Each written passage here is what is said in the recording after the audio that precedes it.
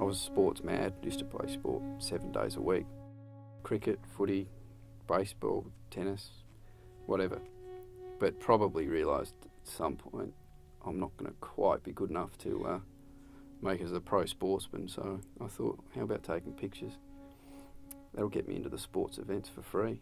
My mother bought me a camera back from a trip from Hong Kong or Singapore when I was 13, and here was this brand new SLR camera. It was just amazing. I can still remember it, sort of sitting there on the lounge room floor. From then on, photography's been, part of my life every day. I started at the News in Adelaide back in the late 80s as a copy boy in the darkroom. 17, straight out of school. What I used to do in the darkroom in the early days was print the photo sales of everybody's pictures, and which were in black and white pictures. I'd just spend hours and hours and hours in the darkroom printing people's pictures. And I remember one of the senior photographers said to me, he said, "What you need to do, son, is look at everybody's work and look at how they work, and you need to pick out the best part of every photographer that's in this place and take it and learn from it." And he said, and if you can do that, you'll be better than all of them. You've got to capture the news moment of the day, and particularly something like cricket, that's 90 overs, goes for 8 hours, and you've got to be on your toes and be ready to expect the unexpected, really. And the story of the day can happen, during any part of the day. So if you don't have the picture. The 2006 Commonwealth Games, Sally McClellan was Australia's great hope in the women's sprint hurdles.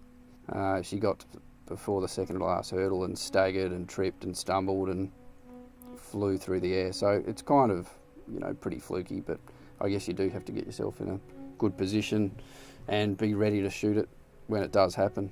This picture was taken in early 1992, which the Adelaide News had just closed, so we were all out of a job. I'd gone up to the Oakbank race meeting with some friends and had borrowed a camera off someone and got these fluky pictures of this poor jockey, Simon Mills, getting stuck in the stirrups as he got dragged down the straight.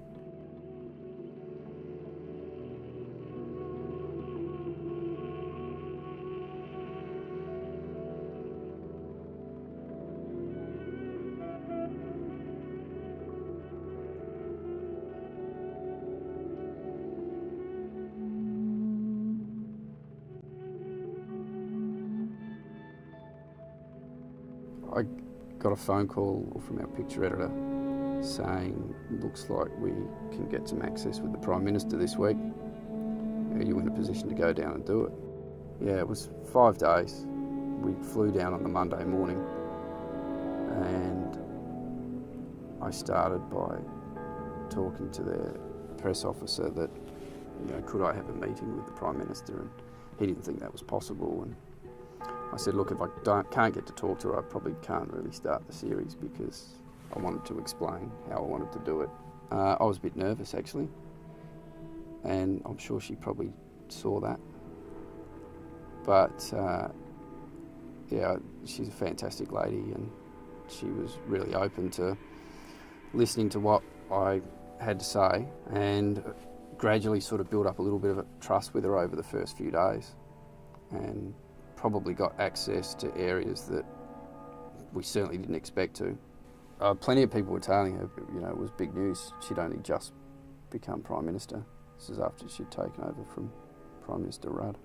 I was told that, you definitely can't go in the car. I asked if I could travel in the car, but they said definitely not. I don't know what happened, but they sort of changed their mind. And from a small trip from the airport in Brisbane to a Labor Party function that they went to, they let me travel in the car with her, and she had to make a phone call to Bob Hawke at the time, and she just went about her job and I went about mine.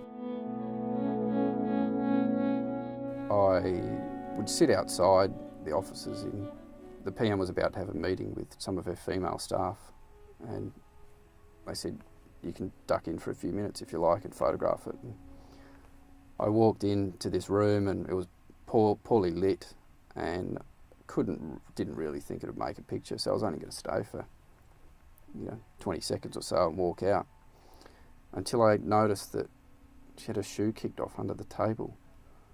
Yeah, it showed the PM relaxed. Being a sports photographer and thrown into an assignment like this, I just had fresh eyes. Everything I saw seemed to be something new to me, so I just had to act on it and take the picture.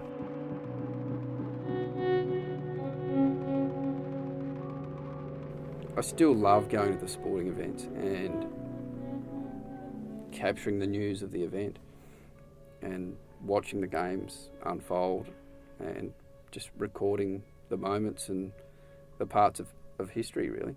Definitely to be a cricket photographer, the number one thing you need is patience, because it goes for so long. It's stinking hot generally. Test match goes for 5 days. Sessions are 2 hours each.